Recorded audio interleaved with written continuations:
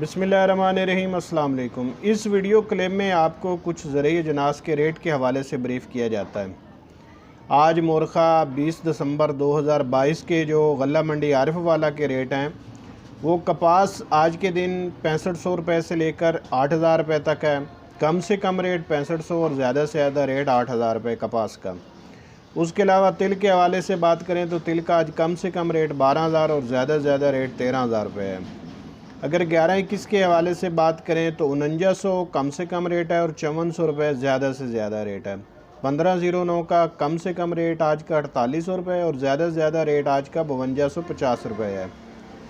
सरसों के हवाले से अगर तोरिए की बात करें तो आज कम से कम रेट जो है वो 7000 और ज़्यादा से ज़्यादा रेट 8000 रुपये है। गंदम की बात करें तो कम से कम रेट 3500 और ज़्यादा से ज़्यादा रेट 3600। ये है गल्ला मंडी आरिफ वाला के आज के ताज़ा रेट। अगर आपको वीडियो पसंद है तो लाइक और शेयर ज़रूर करना, चैनल को सब्सक्राइब ज़रूर करना। दुआओं में याद रखना। अल्लाह हाफिज़।